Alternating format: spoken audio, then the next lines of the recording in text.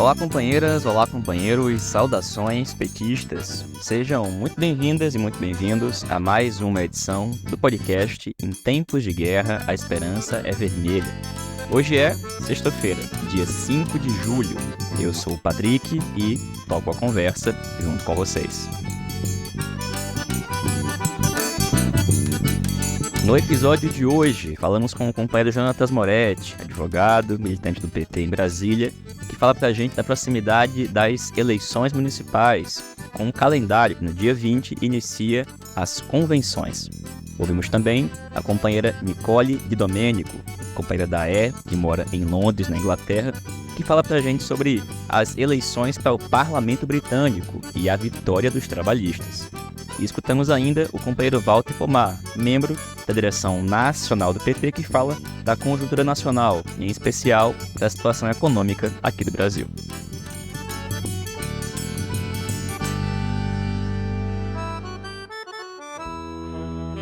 E pessoal, faltam exatamente 15 dias para o início do período das convenções eleitorais. Entre o dia 20 de julho e 5 de agosto, os partidos, federações, podem realizar as suas convenções, que são um momento em que a tática eleitoral é aprovada e as candidaturas são definidas. É um momento muito importante, em especial porque nesse momento, como a gente tem falado no podcast de forma reincidente, o cenário é muito difícil e as perspectivas não são boas para a esquerda, em particular para o PT. Por essa razão é muito importante que quem está nos ouvindo fique atento ao que vai ser dito agora pelo nosso companheiro Jonatas Moretti. Moretti é advogado, militante do PT em Brasília, e falou com a gente em relação a esse calendário, a esse período e as principais questões que envolvem neste momento o processo eleitoral. É o Moretti que a gente escuta a partir de agora. Olá, Patrick. Olá, demais companheiros do podcast Em Tempos de Guerra, a Esperança é Vermelha. Bem, Patrick, nesta proximidade das eleições municipais, vou compartilhar aqui com você e com os demais ouvintes duas informações aqui relevantes. A primeira, e que tem bastante importância para o PT e nossa federação, foi do Supremo Tribunal Federal e de autoria do ministro André Mendonça, que na oportunidade suspendeu uma regra do TSE que impedia que uma federação participasse das eleições se qualquer um dos partidos integrantes não prestasse contas anuais à Justiça Eleitoral. A decisão de Mendonça atendeu o pedido de vários partidos, inclusive PV, PSDB, Cidadania e PCdoB, PT, PSOL e Rede Sustentabilidade. Argumentávamos na ação que a regra não estava prevista na legislação e poderia excluir federações inteiras das eleições, em especial nas cidades pequenas, onde os partidos têm pouca estrutura e organização. Ano retrasado, em uma eleição suplementar no município de Santa Catarina, quase que o PT fica sem poder participar do pleito, porque um dos partidos que compõem a Federação Brasileira Esperança estava com irregularidades, o que demonstra que, de fato, era uma regra excessivamente problemática e que inviabilizava ou dificultava a plena participação política partidária e, em última medida, impactava as opções de escolhas do eleitorado. Ao analisar o caso, o ministro Mendonça concordou, afirmando que a norma violava a autonomia partidária, um princípio garantido pela Constituição. Na oportunidade, o ministro destacou que uma federação não pode ser impedida de disputar as eleições por uma irregularidade individual de um de seus partidos. Diante desse período de recesso do plenário e considerando que essa foi uma decisão individual do ministro, o plenário da Corte, em agosto, após o recesso, deverá ratificar ou, o que é pouco provável, corrigir e retificar essa decisão. Aproveitando a oportunidade, uma outra novidade. Recentemente, respondendo uma consulta, o TSE atualizou o seu entendimento e passou a permitir que candidatos possam utilizar nome de empresas ou estabelecimentos comerciais em seus nomes políticos nas urnas, se assim forem conhecidos socialmente. Dessa forma, a título de exemplo, determinado candidato poderá ir para as urnas com o nome de Joãozinho da Padaria Delícia. Mas lembre-se, tais regras não são válidas para órgãos públicos, ou seja, uma candidata não poderá ir para as urnas, por exemplo, com o nome de Maria dos Correios, João da Caixa Econômica Federal. Valeu, Moretti, obrigado, companheiro. Em breve você volta aqui, tá? Com a proximidade das eleições para continuar falando e orientando a nossa militância. E, gente, por falar em eleições, nós acabamos de ver o resultado das eleições para o Parlamento Britânico, com uma vitória do Partido Trabalhista, o Labour, depois de 14 anos de vitórias sucessivas dos conservadores. O fato é que essa eleição é um indício de uma mudança, inclusive no perfil do próprio Partido Trabalhista, que hoje tem uma outra liderança que não é mais o Jeremy Corbyn. Convenhamos, depois de tantas semanas falando sobre as vitórias da extrema-direita na Europa, no Parlamento Europeu, na França, das possibilidades de eleição do Trump nos Estados Unidos, esta eleição em particular, deste jeito, apresenta alguns elementos positivos, mas muito contraditório, cheio de senões. E para falar um pouquinho sobre qual que é a perspectiva de quem está lá na Inglaterra, nós convidamos a companheira Nicole Di Domenico.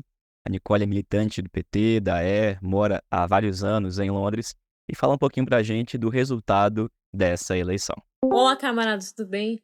Aqui quem fala é a Nicole, eu sou militante da E e moro em Londres fazem 6 anos. Um tempinho, né, gurizada? Então, eu vou falar um pouco sobre as eleições do Parlamento Britânico, né? É muito diferente do que acontece no Brasil, então, majoritariamente ela gira em torno de 3 grupos. Quer dizer assim, 2 grandes partes e um pouquinho menor ali o Partido Verde. As 2 grandes partes são o Labour e os conservadores. Então, o que aconteceu é que o Labour, depois de 14 anos, voltou ao parlamento com maioria e tendo o primeiro-ministro, né? Mas o que isso significa?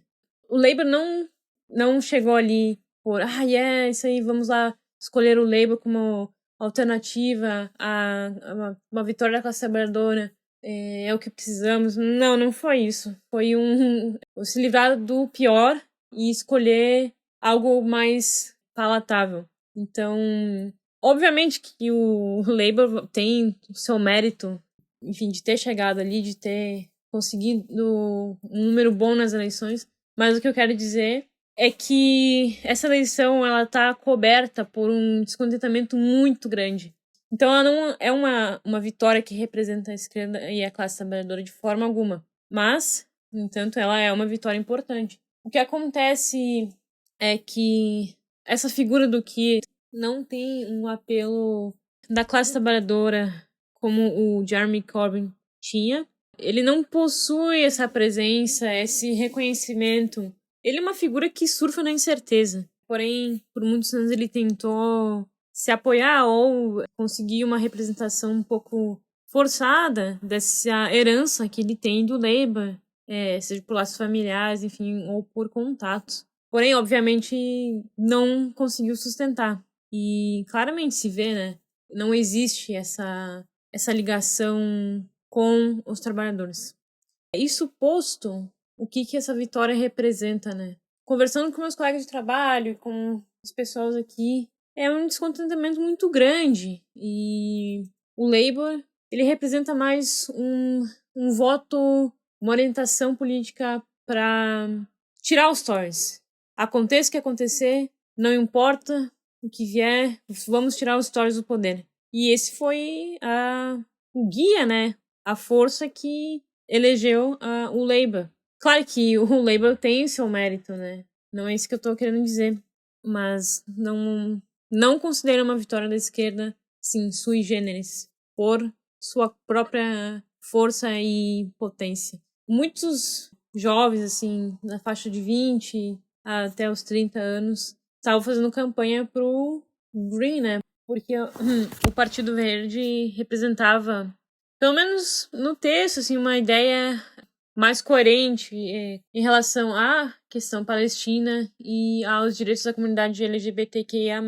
E isso não estava ali nas falas do que, e muito menos pelos Tories, né? Então isso não está em consideração. Então, muitas pessoas da minha idade, que eu converso diariamente, estavam fazendo campanha pro Green Party, né? Então, a eleição ela gira entre 2 núcleos, mas ainda tem essa força ali que ela cresce, né? E agora, o direcionamento que ela toma, eventualmente, talvez não seja o ideal para nós que somos socialistas, né? O que ela é um fim em si mesmo? Como é que funciona isso, né? Então, em resumo, assim, o pessoal, assim, no geral, bastante descontente com o que o Labour vem apresentando durante os anos. Mas essa vitória, ela representa um ponto de esperança, né? Só que também tem os pés no chão, que vai ser um período muito duro nos próximos 5 anos, sabe? E vai continuar por um bom tempo. Preciso ter outras políticas, né?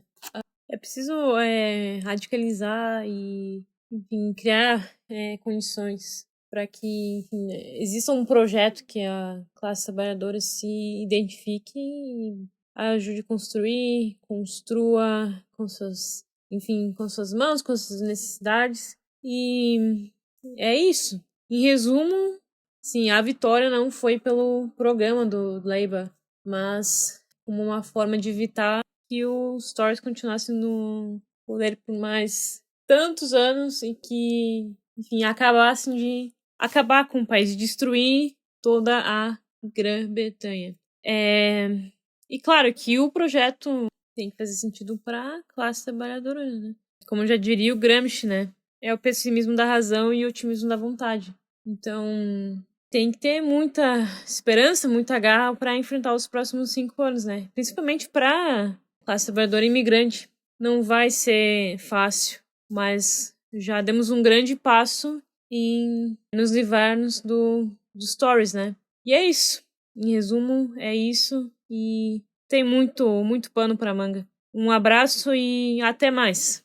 Valeu, companheira. Muito obrigado por ter participado na edição do podcast de hoje. Muito bom te escutar, muito bom saber de você. E em breve, inclusive, ao longo desse próximo novo governo, a gente vai voltar ao contato para saber como é que estão as coisas por aí.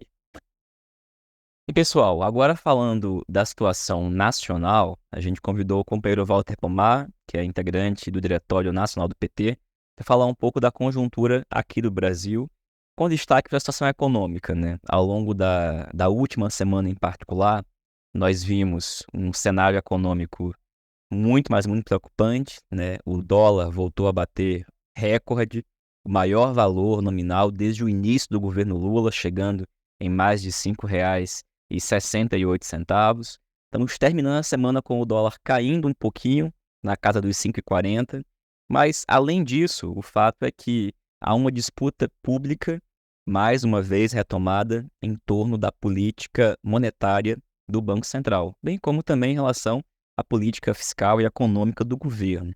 Para falar desse assunto, a gente escuta agora o companheiro Walter Pomar.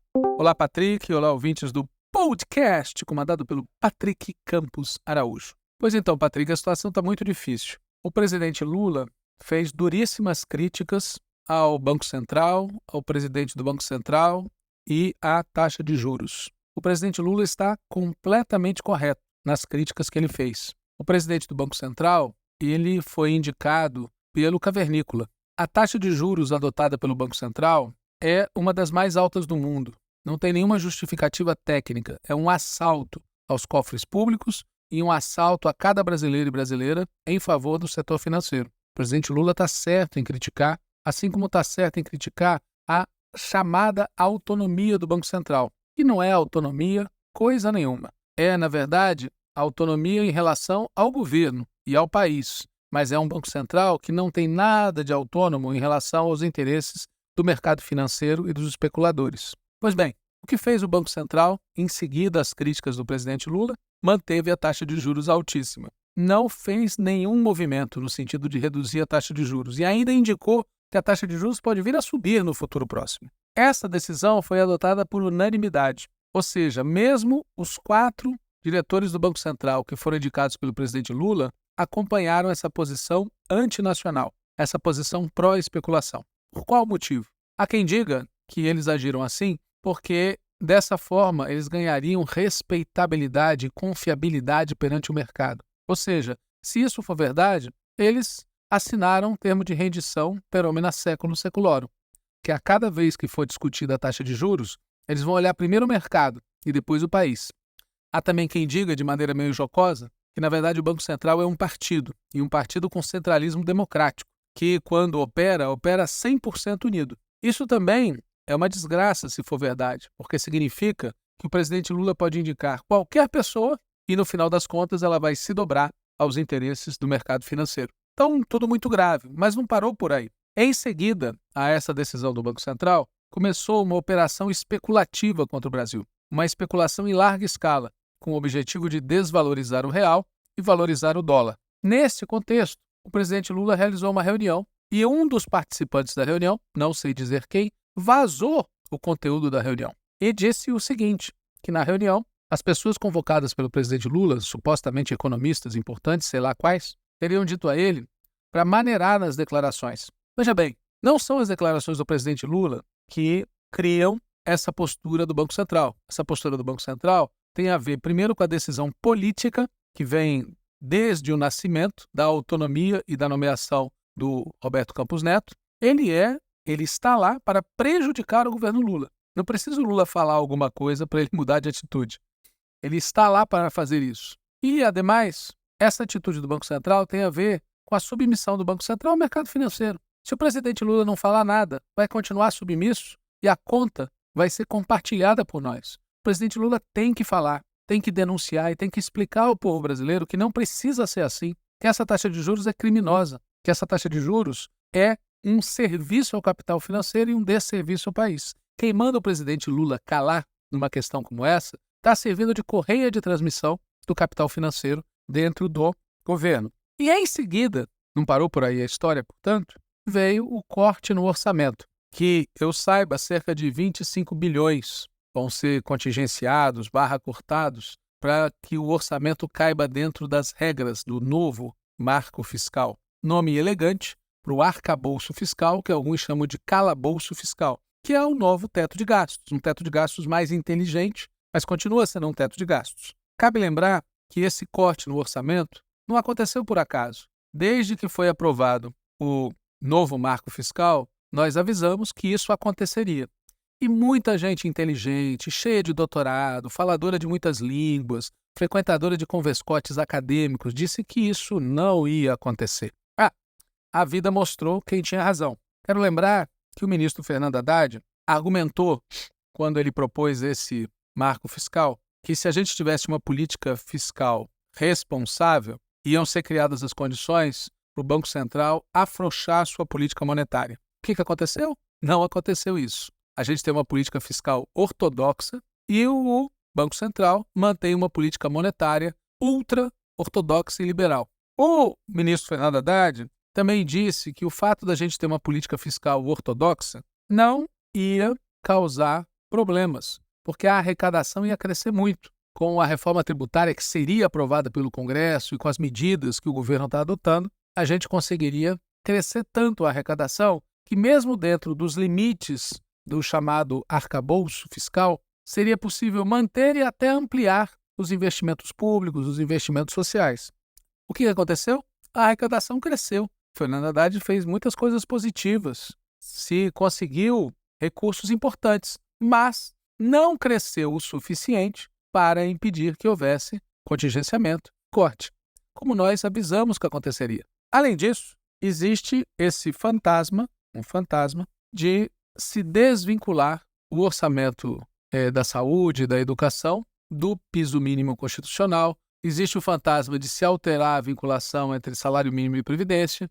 Existem pressões no sentido de fazer cortes sobre os pobres, né? Esses 25 bilhões, por exemplo, se diz que eles vão sair de cortes de benefícios sociais pagos irregularmente. Quando o maior benefício social pago irregularmente nesse país chama taxa de juros, e nessa não se toca pelas razões que já foram ditas aqui. A verdade é que a coisa já é ruim e pode piorar, porque está tramitando no Senado um projeto de lei que amplia a autonomia do Banco Central, de maneira que o que hoje já é ruim pode se converter em algo péssimo. Vale dizer também que o ministro Fernando Haddad, num certo momento, estimulou o presidente Lula a pacificar as relações com o presidente do Banco Central. E o que aconteceu? O presidente Lula reduziu as críticas públicas e o resultado foi o presidente do Banco Central não mudou em nada a sua atitude. E cada vez mais assume partido político mesmo, como se viu na sua aproximação pública, aliás, com o governador Tarcísio, sem falar nos seus vínculos com Guedes, nos seus vínculos com Cavernícola, etc. Moral da história, não dá para não lidar com esta gente, a gente adotar uma postura cândida, rebaixada, submissa. A postura correta é, primeiro, fazer o debate político público, para ficar claro para o país de quem é a sabotagem, quem é que está cometendo esse crime. E, em segundo lugar, é necessário fazer o debate público para que não aconteça aquilo que pode acontecer, como nós temos visto, que daqui a pouco, quando o presidente Lula nomear a maioria da diretoria do Banco Central, quando Bob Field sair da presidência, a política de juros não se alterar. Já imaginaram isso? No fundo, a gente pode caminhar para essa situação. Por isso, todo o apoio a toda e cada crítica pública que o presidente Lula faça. E espero que o ministro Fernando Haddad seja menos tolerante com o Bob Fields. É isso, Patrick. Um abraço. Valeu, Walter. Obrigado, companheiro. Pessoal, a partir de tudo isso que o Walter mencionou, com essa proximidade das eleições municipais, com a conjuntura internacional tal qual se encontra, com mudanças, o crescimento da extrema-direita, eleições dos Estados Unidos, nós temos que continuar discutindo profundamente a conjuntura. E nós encerramos a edição de hoje aqui do podcast com uma sugestão. Essa semana foi publicado no dia 3, no perfil do YouTube da Fundação Perseu Abramo, uma entrevista do programa Janela Internacional, a edição 64, uma entrevista com Paulo Nogueira Batista Júnior, que foi vice-presidente do novo Banco de Desenvolvimento, do BRICS, e também foi diretor executivo do FMI pelo Brasil. A entrevista foi conduzida pelo professor de Relações Internacionais da UFABC e vale muito a pena. Para a gente ter noção, a gente separou aqui um trechinho dessa entrevista, que é a parte final, que dá um indício, né, de como foi interessante a entrevista, que vale muito a pena conferir lá no YouTube da Fundação Perseu Abramo. A gente encerra agora escutando trechinho da entrevista com o professor Paulo Nogueira Batista Júnior. Paulo, a gente está chegando próximo do nosso limite. Queria perguntar se você tem algum ponto que a gente não conversou. Claro que há muitos sobre os quais a gente não conversou e que a gente poderia conversar. Mas algum ponto que você acha que vale a pena acentuar? Eu queria mencionar uma coisa que me incomoda. As pessoas nem sempre se dão conta do preço que se pagou para montar a super aliança para eleger o Lula. Sabe? Essa que ele chamou de Arca de Noé. Uma frente super ampla.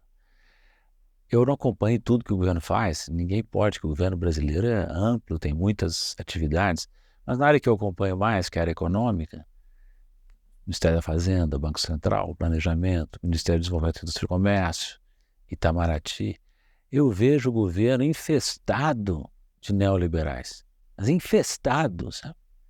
E eu sempre digo para os meus amigos, quem não passou pelo governo federal, como eu passei, subestima o papel do segundo e terceiro escalão. O primeiro escalão já é complicado, né? Você é ministros, que não tem nada a ver com uma agenda progressista, né?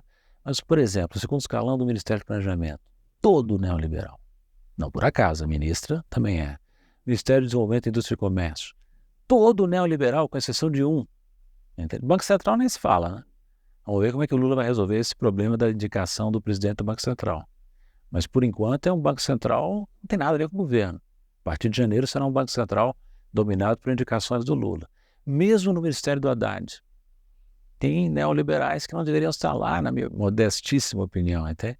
E no Itamaraty, que é uma casa que eu conheço mais ou menos bem, porque meu pai era diplomata, como eu já disse, né? O Samuel Pinheiro Guimarães, saudoso, que morreu esse ano, sempre dizia, olha, não tem ilusões. O Itamaraty tem uma maioria de tucanos, de neoliberais, entre os diplomatas. Tem uma minoria identificada com uma visão mais progressista e depois surgiu a minoria bolsonarista. Mas o grosso da diplomacia é formada por tucanos, que antigamente se chamavam de tucanos. Tucanos desapareceram politicamente, mas aquilo que os tucanos representam continua. Que essa direita, que quer se chamar de centro, super tradicional, reacionária mesmo, na minha opinião, um lixo, essa direita tradicional que se chama de centro. custo a identificar nesse campo político alguém que tenha valor, né? Alguém que seja brasileiro profundamente, né? Então eu fico preocupado de ver o governo brasileiro, o governo Lula, tão manietado pela presença de pessoas. E ainda dizem que o Lula não concilia o suficiente, né? É incrível a cara de pau de alguns críticos do governo. O Lula fez muito para conciliar e não recebeu, em troca, compreensão. Ao contrário, na minha modesta opinião, a disposição de conciliar foi vista como sinal de fraqueza, muitas vezes. E não teve uma devolutiva condizente com o esforço que o presidente está fazendo. Pessoal, essa foi mais uma edição do podcast Em Tempos de Guerra, a Esperança é Vermelha. A gente se reencontra aqui na próxima sexta-feira e desde já fica o convite a gente se encontrar na próxima segunda-feira no programa Antivírus. Saudações petistas, um bom fim de semana e até mais.